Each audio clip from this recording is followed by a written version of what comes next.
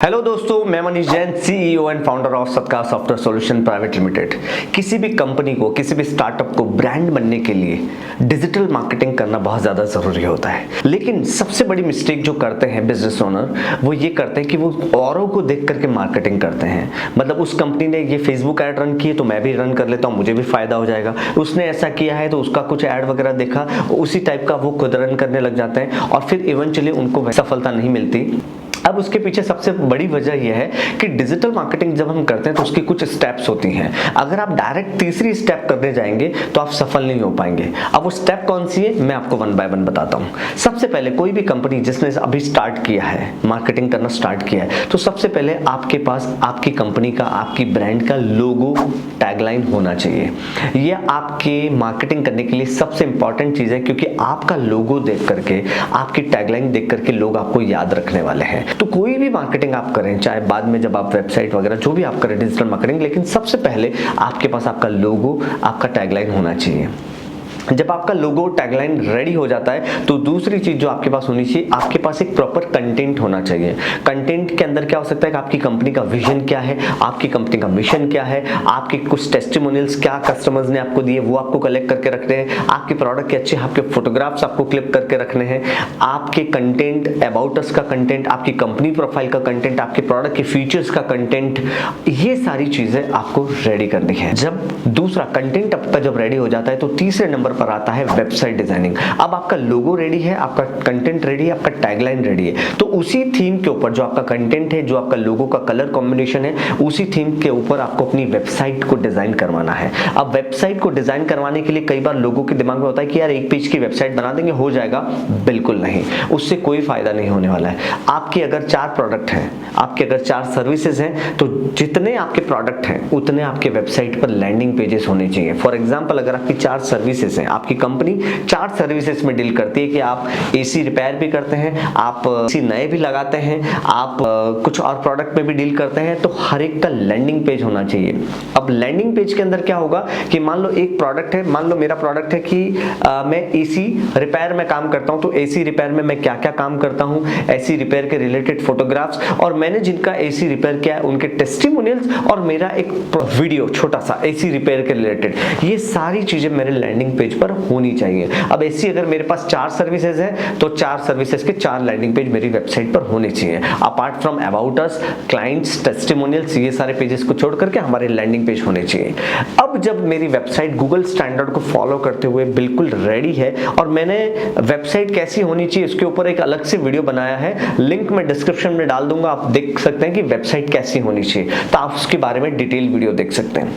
तो चौथा स्टेप है आपका सर्च इंजन ऑप्टिमाइजेशन, यानी कि आपकी वेबसाइट गूगल पर किस तरह से रैंक कर रही है। क्या आपकी वेबसाइट गूगल पे जो आपके कीवर्ड्स हैं, अब आपको अपने बिजनेस के बारे में कस्टमर का पर्सपेक्ट लेकर के आपको सोचना है कि अगर मुझे मेरी सर्विसेज की जरूरत पड़ी, जिस सर्विसेज में मैं डील करता हूं, तो मैं गूगल पर क्या सर्च करूंगा, राइट। तो आप जब अपने ही कस्टमर बन करके सोचेंगे कि मुझे जब इस सर्विस की जरूरत है तो मैं गूगल पर क्या सर्च करूंगा, तो वो जो गूगल पर आप सर्च करने वाले हैं वो कीवर्ड कहलाते हैं। तो क्या उन कीवर्ड पर, जैसे AC repair services in Pune या AC repair services in your area का नाम, जो भी चिंचवड वगैरह, जो भी आपका एरिया का नाम है, क्या सर्च करने पे आपकी वेबसाइट वहां पर टॉप रैंक कर रही है, तो आपका सर्च इंजन ऑप्टिमाइजेशन है। वो टॉप रैंक करने के लिए प्रोसेस होता है।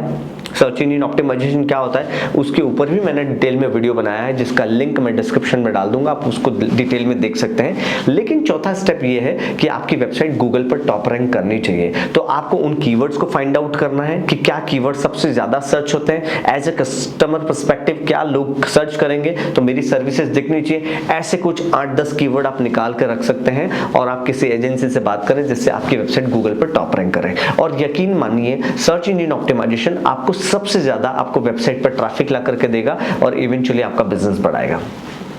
जब आपका सर्च इंजन ऑप्टिमाइजेशन हो जाता है तो एक और चीज उससे जुड़ी हुई होती है, 5वीं चीज जो होती है गूगल माई बिजनेस। आप उसको एसईओ से पहले भी कर सकते हैं। गूगल माई बिजनेस मतलब आपका बिजनेस अगर ऐसा है जिसमें कस्टमर आपको विजिट करते हैं या कस्टमर आपको गूगल पर रिव्यू देखना चाहते हैं, तो गूगल माई बिजनेस यानी कि लोकेशन आपका मैपिंग होना चाहिए और उस गूगल माई बिजनेस पे कुछ रिव्यूज भी आपके होने चाहिए, जो पॉजिटिव रिव्यू, जो रेटिंग गूगल देता है 4 स्टार 5 स्टार, वो भी आपका वहां पर होना चाहिए। अगर आपकी गूगल माई बिजनेस लिस्टिंग है तो कीवर्ड वहां पर भी आप मैप कर सकते हैं कि कोई भी आपके नियर बाय एरियाज में अगर आपके बिजनेस के रिलेटेड सर्च करता है तो वहां पर आपकी कंपनी का नाम और लोकेशन वहां पर डिस्प्ले होता है। तो गूगल माई बिजनेस पांचवी चीज है जो आपको करना चाहिए। छठे नंबर पर आता है डिजिटल मार्केटिंग के अंदर, and that is social media marketing, यानी कि Facebook, Twitter, LinkedIn, Instagram, YouTube पर आपका प्रेजेंस कैसा है। कई बार लोगों का ये गलत फहमी है या मिथ कह सकते हैं कि उनको ऐसा लगता है कि आज उन्होंने फेसबुक पे पोस्ट डाल दी तो कल उनको बहुत ज्यादा बिजनेस आ जाएगा।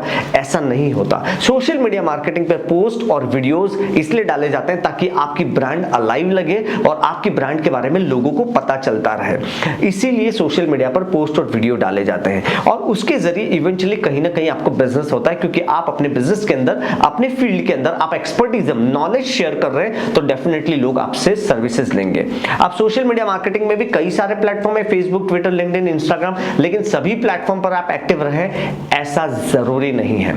आप डिसाइड करें कि आपका टारगेट कस्टमर्स कौन से प्लेटफॉर्म पर ज्यादा मिलेगा। अगर मेरा वेब डिजाइनिंग का बिजनेस है, अगर मेरा पब्लिक स्पीकिंग का बिजनेस या वेब डिजाइनिंग का बिजनेस, डिजिटल मार्केटिंग का बिजनेस है तो लिंक्डइन मेरे लिए बहुत अच्छा पावरफुल टूल है। इंस्टाग्राम पे मैं रील्स डाल करके प्रमोट कर सकता हूं और ये दो तीन, तो मुझे ट्विटर पर जाने की कोई जरूरत नहीं है।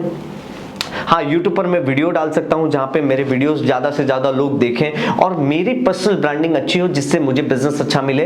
वो एक व्यू हो सकता है कि तो मैं यूट्यूब, लिंक्डइन एंड इंस्टाग्राम को लेकर के मैं अपनी मार्केटिंग शुरू करूंगा। तो उसी तरीके से आपको देखना है कि आपका टारगेट ऑडियंस कौन से प्लेटफॉर्म पर ज्यादा मिलता है और उन प्लेटफॉर्म पर चूज करके आपको सोशल मीडिया मार्केटिंग करनी चाहिए। उसके लिए कैलेंडर वगैरह बना सकते हैं और इसके ऊपर मैं एक बड़ा वीडियो बना दूंगा कि सोशल मीडिया मार्केटिंग कैसे की जाती है। तो उस वीडियो के अंदर मैं इन डिटेल में बात करूंगा, लेकिन यहां पे मैं स्टेप बता रहा हूं। तो छठा स्टेप जो है कि आपका सोशल मीडिया मार्केटिंग होना चाहिए।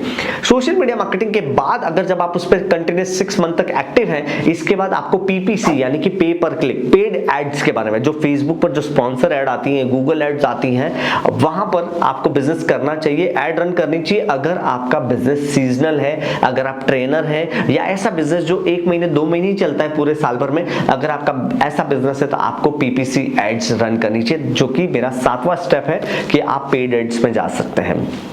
और जब आपका पेड एड्स 7वां स्टेप ये हो गया, 8वें स्टेप में आप बल्क ईमेल, बल्क व्हाट्सएप या न्यूज़लेटर, जो वीकली न्यूज़लेटर कंपनी अपने क्लाइंट्स को, तो आपके पास डेटाबेस होना चाहिए। जैसे आपके पास अगर 500 क्लाइंट का डेटाबेस है तो आप 500 क्लाइंट्स को वीकली एक न्यूज़लेटर सेंड कर रहे हैं कि आपके फील्ड के अंदर क्या नया आया है, आप अपनी कंपनी के अंदर क्या नया कर रहे हैं, आप क्या नई सर्विसेज लॉन्च कर रहे हैं, इसके बारे में आपके जो एग्जिस्टिंग क्लाइंट हैं उनको न्यूज़लेटर के जरिए, बल्क ईमेल के जरिए, बल्क व्हाट्सएप के जरिए आप उनको अवेयर कर सकते हैं। बिकॉज मैक्सिमम कंपनीज के अंदर कम से कम 30-40% बिजनेस जो है वो अपने एग्जिस्टिंग क्लाइंट्स के साथ आता है। तो एग्जिस्टिंग क्लाइंट्स आपको याद रखें, उसके लिए bulk emailing, bulk WhatsApp awareness के लिए आप उसको यूज कर सकते हैं। तो ये थी मेरी 8 स्टेप जिसमें आप डिजिटल मार्केटिंग के जरिए आप अपने बिजनेस को आगे बढ़ा सकते हैं। अगर आप कोई भी स्टेप को पहले कर लेते हैं, वेबसाइट बनाने से पहले आप फेसबुक ऐड रन कर लेते हैं, तो डेफिनेटली आपको वो रिजल्ट नहीं मिलेगा और आप नेगेटिव हो जाएंगे कि डिजिटल मार्केटिंग से कोई बेनिफिट नहीं होता है। तो डिजिटल मार्केटिंग करने से पहले उसकी स्टेप्स को समझना बहुत ज्यादा जरूरी है।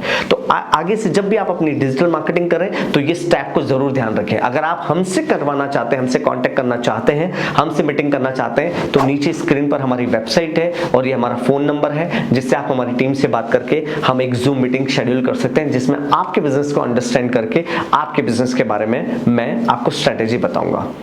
और आप हमारे YouTube चैनल को सब्सक्राइब करें, सत्कार इन्फोटेक, सत्कार सॉफ्टवेयर सॉल्यूशन प्राइवेट लिमिटेड के नाम से हमारा YouTube चैनल है। आप हमें फेसबुक और इंस्टाग्राम पे फॉलो कर सकते हैं, जिसमें हम डे टू डे एक्टिविटीज और जो भी हम काम करते हैं उसके बारे में हम डिस्प्ले करते हैं। तो हमें सब्सक्राइब और फॉलो करें। Thank you very much.